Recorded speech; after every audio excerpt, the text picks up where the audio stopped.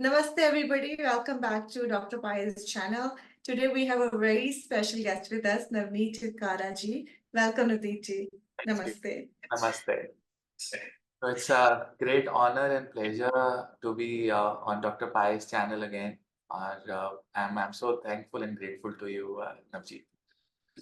Thank you so much for being here today. And today we'll do the video in English and Hindi. The topic is how to enhance the planet in your chart to exaltation level. So I'm really looking forward to this topic, Navneet ji. Yeah, thank you, Navjeet ji. You see, in my Jyotish career of 15 years, I've realized, you know, there are certain ways through which we can enhance our complete horoscope. Now, enhancing means we are not going to change, any combinations or yogas in a horoscope. But the only way we can enhance is if we can make the energy of a graha, of a planet, to a level where it has blessings of Vidya, where it has blessings of being fully aware of what a planet is supposed to do. So, मैं जब ज्योतिष सीख रहा था, तो मेरे पास कुछ videos देखने को मिलती थी और नवजीत वो लोग कहते थे कि आपका ना शुक्र बहुत खराब है, तो हम आपको उपाय देंगे, जिससे आपका शुक्र उच्च की तरह काम करने लगेगा आपकी कुंडली में। बहुत से लोग ये स्टेटमेंट्स जो हैं, आज भी यूट्यूब पे अपने चैनल्स में, अपनी टीचिंग्स में ये सब देते हैं। तो मुझे ये लगता था कि ऐसे कैसे हो सकता है? हाउ इज़ दैट पॉसिबल कि आपकी कुंडली में एक बहुत अफ्लिक्टेड ग्रह है और वो डिप्लीटेड है, वो राहु केतु के साथ कंजंक्ट है, तो हम उसको पॉजिटिव कैसे कर सकते हैं? So then I started my research. It took me a lot of time to reach to a very, very scientific and logical explanation कि ये किस तरह से ये चीज़ हो सकती है. And then I found it, and special thanks to all my gurus who are in my life who've given me this blessings to learn things and then give it to the world. तो there is a special technique. तो मैंने एक छोटा-सा presentation जो है बनाया है for all the followers in your channel, और उसमें मैं आपको एक्सप्लेन करूँगा थोड़ा-सा मतलब about exaltation and depletion. And मेरे मन में हमेशा ये सवाल आता था कि रावण को हमने बहुत बड़ा ब्राह्मण माना है, बहुत बड़ा ज्योतिषी माना है, और क्या वो ऐसा करते थे कि उन्होंने सारे ग्रहों को अपने कंट्रोल में रखा हुआ था? और ये बात आपने शायद कई क्लासिक्स में, कई स्टोरीज़ में, कई माइथोलॉजिकल स्टोरीज़ में आपने ये सब सुना है। So I've taken some inspiration from Ravan Samhita as well, and then I'll tell you the process. लेकिन before I tell you this process, मैं ये बताना चाहूँगा कि ये जो पूरा प्रोसेस है, इसमें प्रोटोकॉल्स इन्वॉल्व्ड हैं, इसके अंदर साधना इन्वॉल्व्ड है। You have to be under strict supervision of your guru, of your teacher, चाहे वो आपके शिक्षा गुरु हों, दीक्षा गुरु हों, कोई भी गुरु हों, या कोई ऐसे गुरु हों जो इस विद्या के बारे में थोड़ा-सा जानते हों, या वो इतने स्पिरिचुअल और पवित्र हों कि वो आपको अलाउ कर सकें कि आप ये कर सकते हैं और उनका आशीर्वाद आपके साथ हो। तभी आप इस प्रोसीजर को आप फॉलो करें, और ये प्रोसेस जो है गारंटीड प्रोसेस है। तो मेरे से कभी किसी ने पर्सनली स्टूडेंट ने पूछा कि नवनीत सर, आपने ऐसा नहीं क्यों नहीं किया? तो मैंने उनको ये भी जवाब दिया था कि जिस ग्रह के लिए मैंने करना था, वो मैं कर चुका हूँ और इसलिए मैं आप लोगों के सामने बैठा हूँ। अदरवाइज़ मेरे कोई ग्रह या मेरी कुंडली कोई बहुत स्ट्रॉन्ग या कुंडली नहीं, अगर आपने मेरी कुंडली को देखा हो। तो स्टार्ट करते हैं। I will share a small presentation with you. काफ़ी मज़ा आपको आएगा इसको समझने में। काफ़ी एक्साइटिंग रहा ये मेरे लिए भी जर्नी। तो फर्स्ट टाइम मैं इसको रिवील कर रहा हूँ। So my inspiration was Ravana, that how was Ravan able to control the planets in his horoscope. तो ये जो प्रोसेस शुरू होता है, कृष्ण पक्ष की तिथियों में शुरू होता है, और कौन-सी वो स्पेशल तिथि है, क्या करना है, क्या नहीं करना है, उसके बारे में चर्चा करेंगे। लेकिन सबसे पहले मैं आपको अपनी डेफिनेशन देना चाहूँगा कि एक उच्च का ग्रह और एक नीच का ग्रह क्या होता है, क्या उसमें डिफरेंस रहता है। बहुत से लोग ये देखकर एक्साइटेड हो जाते हैं कि मेरी कुंडली में तो शनि उच्च का है और ये तो मुझे बहुत अच्छे रिजल्ट देने के लिए बाध्य है। उच्च का मतलब ये नहीं होता है कि वो बहुत अच्छे रिजल्ट देने के लिए बाध्य है। उच्च का मतलब ये होता है कि जो ग्रह है, वो कंप्लीटली अवेयर है कि उसे आपकी कुंडली में क्या करना है, उसकी एनर्जी, और ये भी आपके प्रारब्ध की वजह से होता है। आपके पिछले जन्मों के अच्छे कर्म थे और उन कर्मों को जब विष्णु जी के सामने रखा गया, तो विष्णु जी ने आइडेंटिफ़ाई किया कि शनिदेव, इसने बहुत अच्छा काम किया है पिछले जन्म में, किसी को तंग नहीं किया, लेबर करता रहा और अपने आस-पास वाले कोलीग्स के बहुत अच्छा इसने सपोर्ट किया। इसको कर्म के बारे में पता था, मेहनत के बारे में पता था, तो आप इसकी कुंडली में जो है उच्च के होकर जाकर बैठो और इसको कर्म के फल दो, यानी कि ये और ऑर्गनाइज़ तरीके से अपने जीवन में कर्म कर सकें। तो एक बात ये तय है कि आपके जितने एग्ज़ॉल्टेड प्लैनेट्स हैं, उसकी परमिशन, उसकी फाइनल अप्रूवल जो है विष्णु जी की तरफ से आती है। So it is only the Vishnu who will give you the exalted planets in your horoscope. So in the other, language, you can say it is Vishnu blessing. Narayan की कृपा के बिना आपकी कुंडली में कोई ग्रह उच्च का नहीं हो सकता है। और मुनि पराशर तो ये भी कहते हैं कि नीच के ग्रह भी आपको राजयोग देते हैं और बहुत पैसा देते हैं। और उसका रीज़न क्या होता है कि आप बिल्कुल भी अवेयर नहीं होते हो और आप अपने जीवन में अवेयरनेस लाना चाहते हो। और जब आप अवेयरनेस लाना चाहते हो तो उस प्रोसेस में आप सक्सेसफुल हो जाते हो। जैसे आप कभी अनपढ़ इंसान से मिलें, तो वो अगर आपके पास बैठेगा तो वो एक पढ़े लिखे इंसान से ज़्यादा मैनर्ड होने की कोशिश करेगा, right? He will try to be very, बहुत कॉन्शियसली आपसे बात करेगा, कॉन्शियसली बैठेगा, कॉन्शियसली खाएगा, because he is not aware of the system, the protocol. जैसे हम किसी बड़ी यूनिवर्सिटी में जब कॉलेज में जाते हैं, हमें कुछ नहीं पता होता, तो हम बहुत शरीफ बन के, बहुत ऑर्गेनाइज़्ड वे से जाते हैं और जैसे-जैसे हमें चीज़ें पता लगती हैं, या तो हम बिल्कुल अवेयर हों पूरे सिस्टम के, तो हम उसके साथ सिंक कर सकते हैं, या हमें बिल्कुल भी नहीं पता तो हम सिंक करते हैं ऐसी सिचुएशंस के अंदर। जो मिडल सिचुएशंस हैं, वहाँ पर मैंने कुंडलियों में मैक्सिमम प्रॉब्लम्स देखी हैं।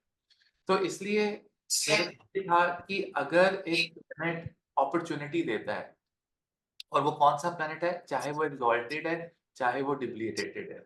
एक्सॉल्टेड प्लैनेट अवेयर है, अगर आपकी कुंडली में ऑलरेडी एक्सॉल्टेड प्लैनेट है और आप उससे पॉजिटिव और फैंटास्टिक रिजल्ट लेना चाहते हैं, तो भी आपके लिए ये साधना है।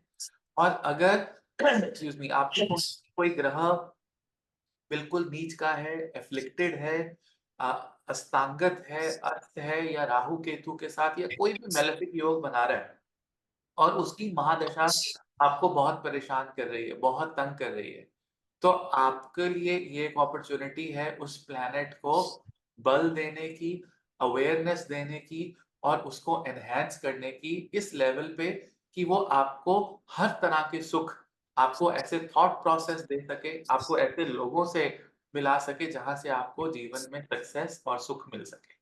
तो ये पूरा का पूरा मेरा एक दृष्टिकोण है एक्सॉल्टेशन और डिप्लीटेशन की तरफ। दोनों ग्रह कहीं न कहीं पर पॉजिटिव रिजल्ट्स देने के लिए बाध्य होते हैं, लेकिन अगर एक्सॉल्टेड ग्रह आपकी कुंडली में है, तो वो बिल्कुल प्योर है, वो अवेयर है अपनी सिचुएशन से और आप उससे बहुत अच्छे रिजल्ट ले सकते हैं इस पर्टिकुलर साधना से, राइट? और अगर डिप्लीटेड है तो आपके लिए डबल अपॉर्च्युनिटी है। आगे बढ़ते हैं, मैं आपको इस सीक्रेट के स्टेप्स जो मैं आपको बताना चाहूँगा। इसको मैं प्रैक्टिकली भी मैंने आगे स्लाइड्स में दिखाया है कि किस तरह से हम कर सकते हैं। फॉर एन एग्ज़ाम्पल, अ, अभी जो है सूर्य देवता टॉरस साइन में जो है आने वाले हैं। तो मैंने एग्ज़ाम्पल ली है चंद्रमा की। चंद्र की अगर बात करते हैं, आपकी कुंडली में अगर चंद्रमा नीच है, आपको सबसे पहले स्टेप नंबर 1 में ये समझना है कि चंद्र कौन-सी राशि में उच्च के होते हैं। चंद्रमा वृषभ राशि यानी कि टॉरस के अंदर उच्च के होते हैं। स्टेप नंबर 2 में आपको ये आइडेंटिफाई करना है कि सूर्य देवता वृषभ राशि में कब जाएँगे, when we will have sun transiting in the Taurus. अब हमने सूर्य को ही ऐसा क्यों लिया? देखिए, जितने भी ब्रह्मांड में ग्रह हैं, वो केवल सूर्य या केतु के सूर्य या चंद्र के थ्रू ही हमारे साथ डायरेक्टली कम्युनिकेट कर सकते हैं। कोई भी ग्रह, बृहस्पति है, शनि है, राहु केतु छाया ग्रह है, बुध है, मंगल है, इनका कम्युनिकेशन हमेशा सूर्य या चंद्रमा के थ्रू ही हमारे साथ होता है। तो अगर कोई भी ग्रह आपके लिए दिन में इवेंट क्रिएट करता है, तो वो सूर्य के थ्रू करता है, और अगर रात को आपकी लाइफ में कोई इवेंट क्रिएट होता है, तो वो चंद्रमा के थ्रू होता है, राइट? तो इसलिए सूर्य जो है वो शंकर के प्रतिआदि देवता भी हैं। तो सूर्य जो एक ऐसे हैं जो विष्णु जी तक आपकी एक रिक्वेस्ट लेके जा सकते हैं और कह सकते हैं कि आप इस ग्रह को आशीर्वाद दो। चाहे उसकी कुंडली में वो एक नीच राशि, एक नीच नक्षत्र में जाकर बैठ गया है, लेकिन फिर भी आप उसको रिजल्ट दे दीजिए, राइट? तो it is not going to get exalted, but it is going to behave like exalted. मतलब वो एक्सॉल्टेड नहीं होगा, लेकिन उसके रिजल्ट आपको जो है एक्सॉल्टेशन जैसे fully aware, completely blessed by Narayan, वो आपको रिजल्ट मिलने शुरू हो जाएंगे। सो आई हैव क्लैरिफाइड, सारे डाउट्स मैंने यहाँ पर आपके क्लियर किए हैं। तो फिर आपको देखना है कि सूर्य देवता वृषभ में कब, जब एक साल में एक महीने में हमेशा एक राशि में सूर्य देवता होते हैं। अभी मेष में थे और अभी वृषभ में आने वाले हैं, और जैसे ही वो वृषभ में आ जाए, तो आपके लिए वो अपॉर्चुनिटी स्टार्ट हो गई। मतलब चंद्रमा के एग्जॉल्टेशन साइन में जब सूर्य देवता गोचर करेंगे, उस समय आपके पास अपॉर्चुनिटी है। तो ये स्टेप नंबर 2 है। तो हमने वो मंथ आइडेंटिफाई हमने कर लेना है कि जिस महीने में वो जाएंगे। तो 15 मई से अप्रोक्सीमेटली, क्योंकि जो संक्रांति है वो 13 से 18 तारीख के बीच में होती है। सो हम एवरेज लेते हैं कि 15 मई से लेके 15 जून तक हमारे पास अपॉर्चुनिटी है चंद्रमा को एक्सॉल्टेशन की तरफ लेके जाने की। अब स्टेप नंबर 3, हमें चंद्रमा की स्वराशि देखनी है कि अपनी राशि कौन सी और कहाँ पर बैठे होते हैं चंद्रमा, कहाँ पर काल पुरुष की कुंडली में चंद्रमा को अपना घर मिला, तो वो कर्क राशि है। और वहां से आपको ऑपोजिट साइन देखना है। ऑपोजिट साइन कर्क राशि से मकर होता है, कैप्रिकॉन, और मकर के स्वामी शनि है। फिर आपको डार्क हाफ, कृष्ण पक्ष की आपको वो तिथि देखनी है जो शनि को बिलोंग करती हो। अब इसमें भी आप शनि की 2 तिथियां आ जाएंगी, चाहे, तो उसमें भी आपको एक ऑस्पिशियस जो पावरफुल तिथि होती है कृष्ण पक्ष की, वो आपको उठानी है। और उस तिथि से आपको एक स्पेशल मंत्र है जो आपको स्टार्ट करना है। उस मंत्र के बारे में भी मैं आपको थोड़ी सी जानकारी दूंगा। अब जब हमने ये सोचा कि वो ये प्रोसीजर समझने के बाद हमने ये सोचा कि वो कौन से देवी या देवता का मंत्र हो सकता है जो हमारे ग्रहों को नॉलेज दे सकता है, अवेयरनेस दे सकता है, प्योरिटी दे सकता है। जैसे ही नॉलेज की बात आती है, तो हमारे शास्त्रों में नॉलेज वर्ड को एक वर्ड के साथ जोड़ा गया है या लिखा गया है, उसका नाम है विद्या। और विद्या कौन है?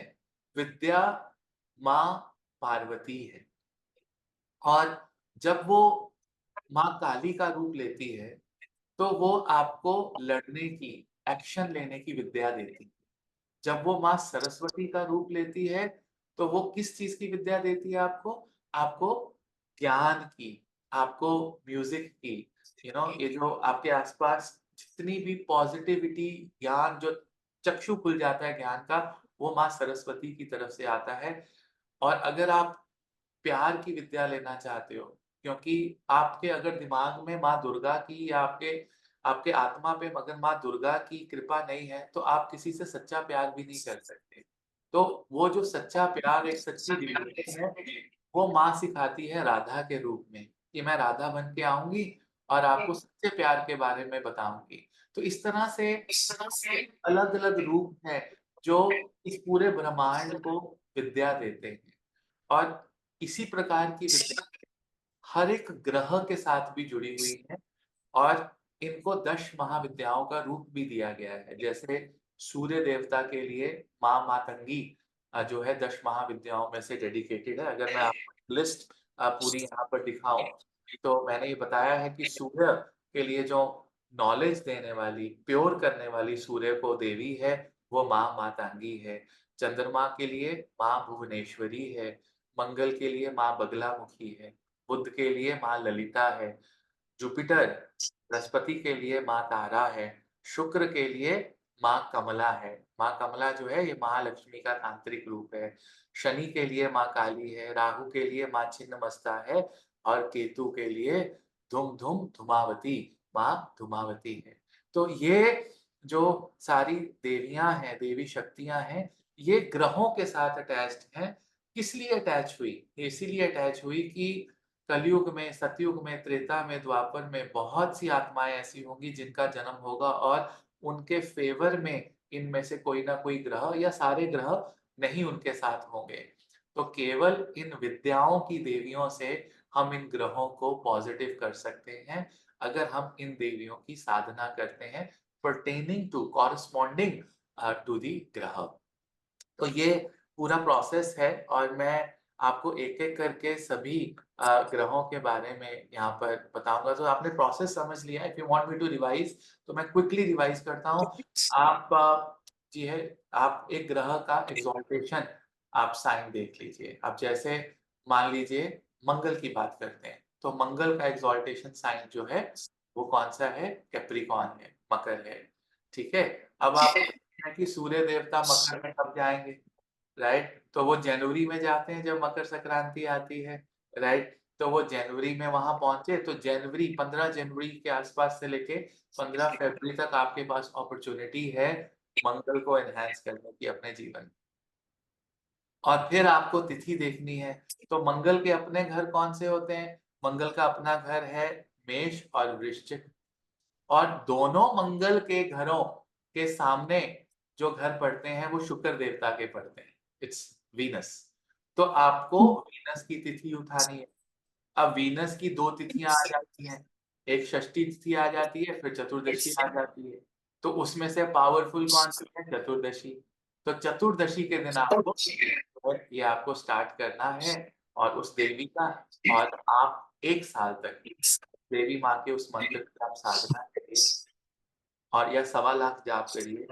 रात के समय ये मंत्र पढ़ा जाए। जितने भी दुर्गा देवी, ये अगर आप रात को करते हैं, तो आपको काफ़ी पॉज़िटिव रिज़ल्ट आपके जीवन में मिल जाएँगे। तो ये रात के समय 11:30 साढ़े 12 के बीच में अगर आप ये करते हैं, तो काफ़ी पॉज़िटिव रिज़ल्ट। तो एक-एक करके इन सभी ग्रहों के बारे में हम चर्चा करते हैं। अ, सूर्य की बात करते हैं।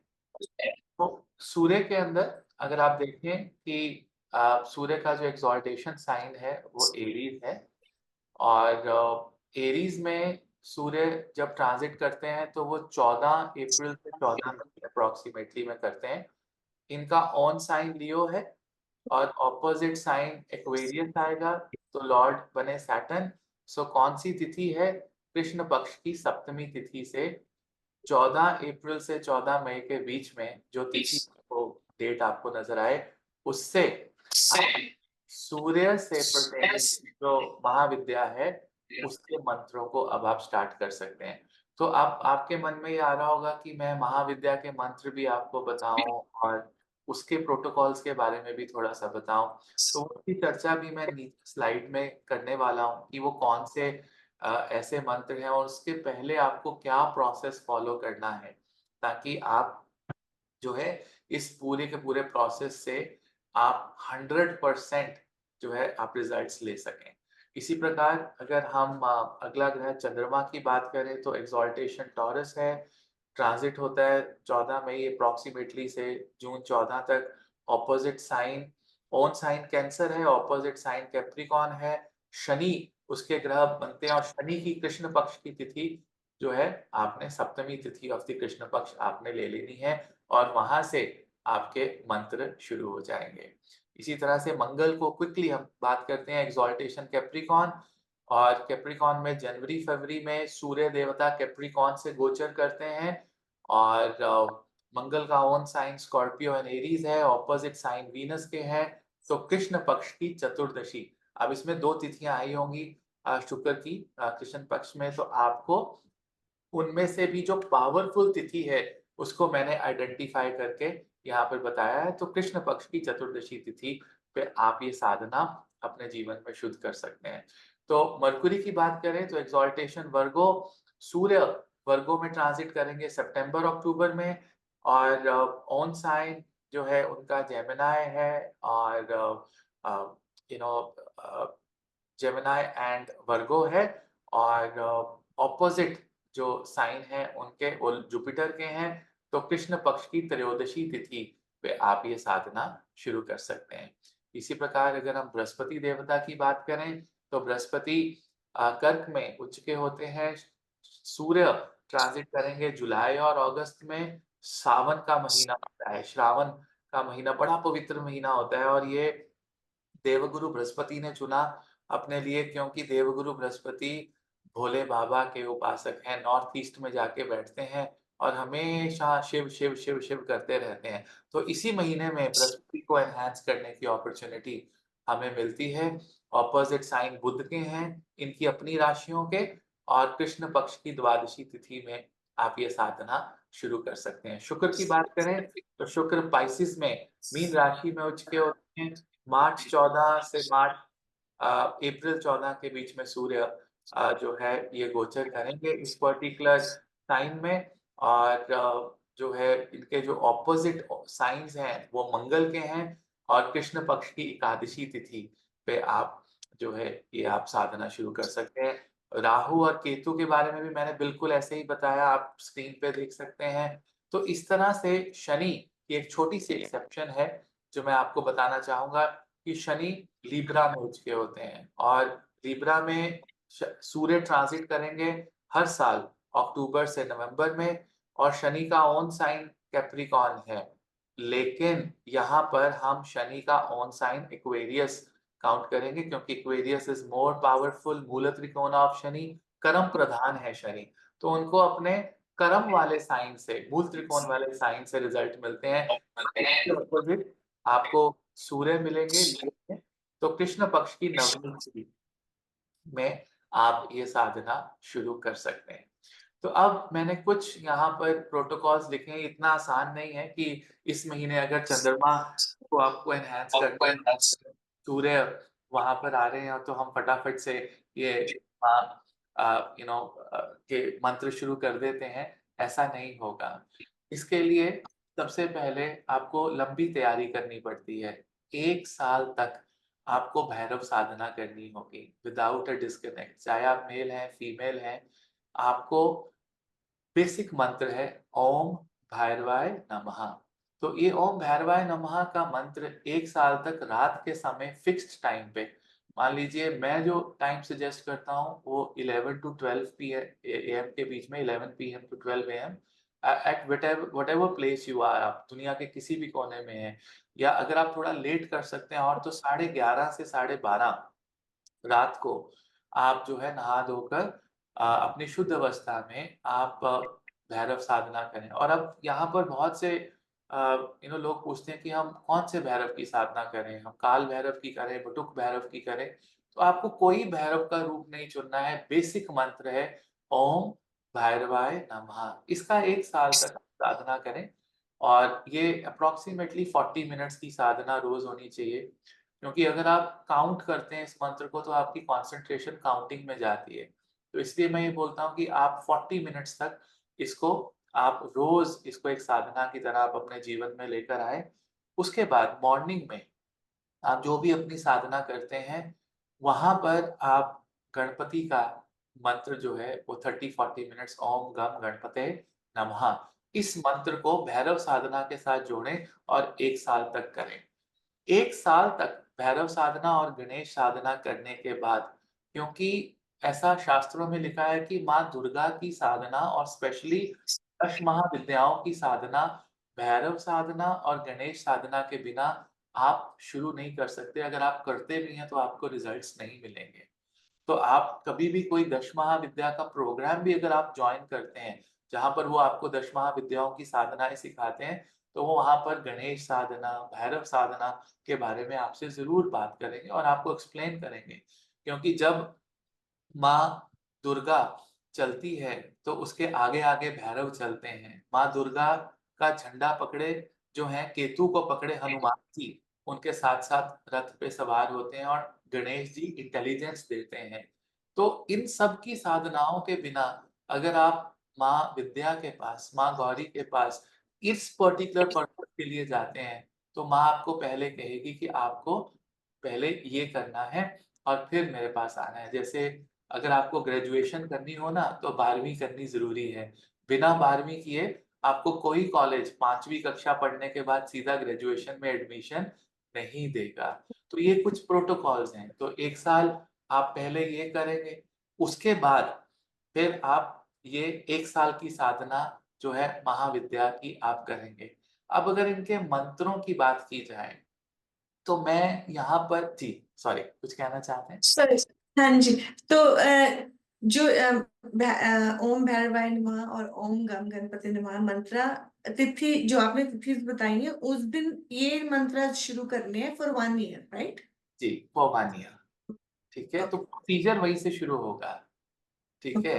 तो फॉर 1 ईयर आप इसको शुरू करें, जिसकी भी आप प्लानिंग कर रहे हैं, ठीक है? और उसके बाद फिर उसी तिथियों से, जिस तिथियों में मैंने बताया, तो महाविद्या की प्रार्थना भी उन्हीं तिथियों से आप शुरू कर सकते हैं। तो पूरा एक 2 साल का ये जो है प्रोसेस आपका रहने वाला है और उसमें एंड में जो महाविद्याओं के मंत्र हैं, मैं हम्बली आपसे रिक्वेस्ट करूँगा कि ये इंटरनेट पे जाके आप किसी भी महाविद्या के 5-5, 6-6 मंत्र जो हैं जैसे बगलामुखी माँ के या धूमावती माँ के आपको कितने सारे मंत्र मिल जाएँगे। पर मैं ये चाहता हूँ कि ये मंत्र आपको गुरु के मुख से मिले, क्योंकि 10 महाविद्या में जो विद्या की जो साधना है, उसके लिए गुरु मीडियम होना या गुरु का एक प्लेटफ़ॉर्म, गुरु का एक ब्रिज होना बहुत ज़रूरी है। और अगर ये मंत्र आपको गुरु से नहीं मिलते हैं, तो इसके कोई रिज़ल्ट्स आपको नहीं मिलेंगे। तो आपके पास 1 साल का समय है भैरव साधना और गणेश साधना करते हुए, इस साधना में आप प्रे करिए कि आपको कोई शिक्षा गुरु, दीक्षा गुरु आपको मिले और मैं गारंटी लेता हूँ कि आपको अवश्य मिलेंगे। 100% मिलेंगे। आप चाहे बहुत से 10 महाविद्या के प्रोग्राम्स चलते हैं, तो उस गुरु के थ्रू आप उस पर्टिकुलर देवी का मंत्र आप गुरु के मुख से लीजिए और लेने के बाद उसको आप उस पर्टिकुलर तिथि से, उस पर्टिकुलर ग्रह के लिए आप करना शुरू कर दीजिए। This is tried and tested, this is guaranteed और ये आपके जितने भी नेगेटिव जो रिज़ल्ट्स हैं आपके ग्रह के एक अनअवेयरनेस जो आपकी कुंडली में है, मान लीजिए अगर किसी कुंडली में शुक्र नीच का होता है, तो लोग ये कहते हैं कि शुक्र जब नीच होता है ना, तो वो रोमांस से या लिबिडो से या लव से या लग्ज़री से दूर रखता है। ऐसा नहीं है, राइट? ऐसा बिल्कुल भी नहीं है। लस्ट, लिबिडो, चंद्रमा, मंगल के कारकों के साथ जुड़ी हुई चीज़ है। लेकिन शुक्र का सबसे बड़ा जो एक प्रोटोकॉल, एक सबसे बड़ी जो स्ट्रेंथ होती है कुंडली के अंदर, वो विज़न को लेकर होती है। अगर आप कोई भी सीईओ, सीएफओ या कोई बड़ी कंपनी का ऐसा जिसका एक ऑर्गनाइज़ेशन के लिए एक शानदार विज़न रहा, जिस विज़न के बेस पे उन्होंने एक कंपनी को मिलियन डॉलर्स और बिलियन डॉलर्स कंपनी बनाया, उसके पीछे जो रीज़न है, वो एक अच्छा शुक्र आपकी कुंडली में देता है। अगर आपका शुक्र अच्छा नहीं है, तो आप कई काम कर सकते हैं अपने जीवन में, लेकिन आप विज़नरी नहीं होंगे। आपका विज़न जो है, वो नहीं होगा और विज़न डिवोशन भी लेकर आता है। इसीलिए जो दूसरा सबसे बड़ा एक प्रिंसिपल शुक्र देवता का बन जाता है, वो डिवोशन बन जाता है। तो ये हायर मीनिंग ऑफ शुक्र है और अगर आप लोअर मीनिंग ऑफ शुक्र की बात करें तो आप कुछ भी कह सकते हैं। शुक्र के बारे में love, romance, car, luxury, AC, air condition, wines and whatever you want to say. But the higher meaning of Shukra is vision and devotion. तो इसी तरह से जब आप ये साधनाएँ करते हैं, तो शुक्र आपको विज़न देते हैं, आपको डिवोशन देते हैं और उसी विज़न और उसी डिवोशन से आप अपने जीवन में कुछ बहुत बड़ा कर सकते हैं। राइट? अगर हम शनि देवता की बात करें, तो शनि का एक्सॉल्टेशन डिप्लीटेशन में क्या अंतर है? देखिए, जब शनि डिप्लीटेटेड होते हैं ना, तो आप सिर्फ और सिर्फ ऑर्डर्स लेना जानते हैं कि आप ऑर्डर लें, राइट? आपको जिसने जो कह दिया वो आप कर दें और उसके बाद 12 घंटे 14 घंटे बड़ी ईमानदारी से काम किया, अपना पैसा लिया, आपका कर्मा जो है सेटल हो गया। लेकिन जैसे ही शनि अवेयर हो जाते हैं, एक्सॉल्टेड हो जाते हैं, तो आप उतना या उससे 10 गुना ज़्यादा काम लोगों से करवाने की हिम्मत रखते हैं, राइट? लेकिन अब मैंने कई लोग ऐसे देखे जिनके शनि एक्सॉल्टेड थे और वो 40 साल से नौकरी ही कर रहे हैं, 50 साल से नौकरी ही कर रहे हैं। इस साधना से जब आपके शनि एक्सॉल्टेड हैं और आप एक एंटरप्रेन्योर बनना चाहते हैं और आपकी लाइफ में प्रॉब्लम्स आ रही हैं, कहीं न कहीं पर आपके और ग्रहों की स्थिति ऐसी है जो आपको एंटरप्रेन्योरशिप की तरफ नहीं लेके जा रही। तो एक उच्च का शनि नौकरी करता हुआ इंसान भी जो एक एंटरप्रेन्योर का सपना होता है उसको पूरा कर सकता है विद दिस पर्टिकुलर साधना। क्योंकि वो शनि आपको मैनेजमेंट, जस्टिस, मेहनत करना और जस्टिफाई करना चीज़ों को अपने लिए। हम कभी भी किसी को दूसरे को जस्टिफिकेशन देंगे, उसपे कभी कोई असर नहीं होता है। अगर जीवन में कुछ जस्टिफाई करना होता है तो हमें अपने लिए, अपने आप को जस्टिफाई करना होता है। तो ये सारा ज्ञान जो है इन साधनाओं से आता है और यही ज्ञान रावण को मिला।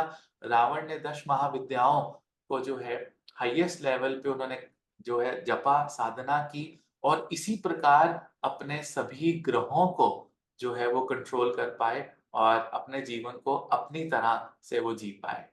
तो ये जी, मेरा एक छोटा-सा प्रेज़ेंटेशन था। I hope this would have helped lot of people and make them understand कि किस तरह से ये कर सकते हैं।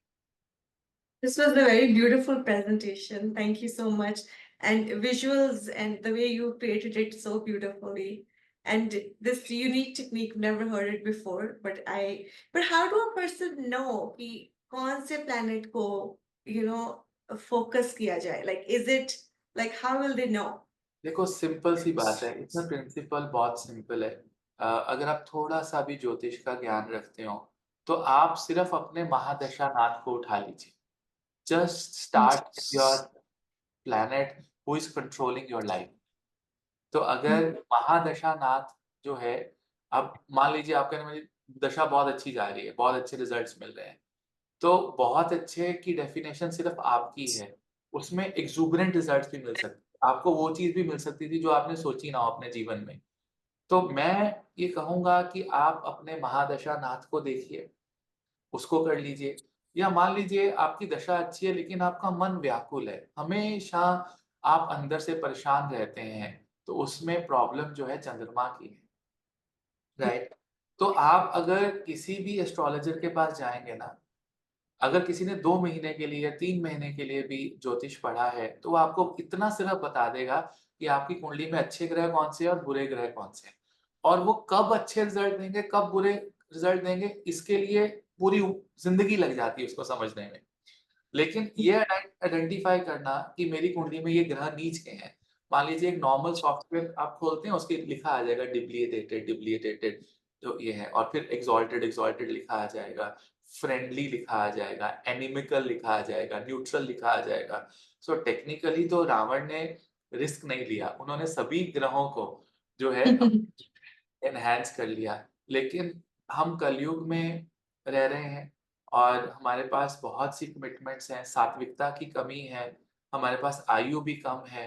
तो इसमें मैं ये रिक्वेस्ट करूँगा कि आप महादशा नाथ को उठाएँ और अगर हम ये 9 के 9 ग्रहों को करना चाहते हैं, तो कम से कम 10 साल की साधना है। क्योंकि 1 साल तो आपने भैरव और गणेश जी को दिया और फिर 1-1 साल आप करेंगे। अब आप बोलेंगे कि क्या मैं पैरेलल कर लूँ? आप पैरेलल कर लीजिए, लेकिन क्या आपके पास इतना समय है? ठीक है ना? आप हर महीने जो है एक नई साधना शुरू करेंगे, ठीक है? और पहली वाली भी साधना कर रहे हैं और ये वाली भी कर रहे हैं, ठीक है? और फिर उसको लेके जाएँगे तकरीबन आगे। तो इसलिए इसमें लंबा प्रोसेस है। तो मैं ये कहूँगा कि आप अगर आपका मंगल खराब है और आपको चोट-चपेट लगती रहती है, लड़ाई-झगड़े कलेश होते रहते हैं और आपको बहुत गुस्सा आता है, राइट? मान लीजिए आपको दिन-रात गुस्सा आता रहता है तो आपका मंगल खराब है, फॉर श्योर, राइट? शुक्र खराब होने के चांसेस में क्या आपको आइडेंटिफिकेशन होती है कि एक आप डिवोटेड नहीं है किसी चीज को लेकर, आपका बिजनेस करते हैं, आपका कोई विजन नहीं है लाइफ के अंदर, आप वर्चुअल सेक्सुअल एक्टिविटीज की तरफ आपका ध्यान है, एक्चुअल फिजिकल एक्टिविटी की तरफ आपका ध्यान नहीं है, राइट? तो जो लोग पोर्नोग्राफी में हैं और एक्चुअल फिजिकल रिलेशंस नहीं बनाते, उनका शुक्र भी खराब होता है. Their Venus is bad because you are not utilizing romance actually. You are just visualizing and wasting your everything. तो वो शुक्र खराब होने की बहुत बड़ी परेशानी है. अब शनि खराब जब होता है कुंडली में, वो हर चीज डिले करते रहेंगे. चलो अगले हफ्ते करते हैं, फिर अगले हफ्ते स्टार्ट करेंगे, फिर 10 दिन बाद स्टार्ट करेंगे. तो वो एक प्रोसेस जो रहता है डिले का, ये शनि खराब होने की सिचुएशन है. इसी तरह से अगर आप किसी अच्छे एस्ट्रोलॉजर के पास जाते हैं या थोड़ा-सा भी ज्योतिष जानते हैं, तो आपको ईज़िली पता लग जाएगा कि कौन-सा एक ऐसा ग्रह है, जो आपको सबसे ज़्यादा ट्रबल आपके जीवन में दे रहा है, और वैसे पूरी ज़िंदगी ही ट्रबल है. तो मेरी ये एक रिक्वेस्ट रहती है अपने स्टूडेंट्स को कि अपने महादशा नाथ को उठाइए, और मान लीजिए दशा खत्म होने वाली है 1-2 साल के अंदर, फिर तो ये गोल्डन अपॉर्च्युनिटी है अगली दशा को फटाफट से ठीक करने की, बिकॉज़ आपने जो भुगतना था वो आप भुगत चुके हैं, और अब आप अगली दशा को जो है एनहांस कर सकते हैं. Yeah, this was a wonderful research, and thank you for sharing it with us and our audience. And the good news is कि there is solution to it, right? अगर किसी का planetary dasha चल रही है, the planet is weak or they need to enhance it, and there is a solution for that. Absolutely. Absolutely. Yeah, And that's thank a you so project. much. And it's only going to come from Ma. It's going to come from Shakti. और कहीं से नहीं आ सकता. Thank you so much. Thank you. Thank you for Thank you inviting so me on much. this channel. Thank you. Hare Krishna. Thank you. Hare Krishna.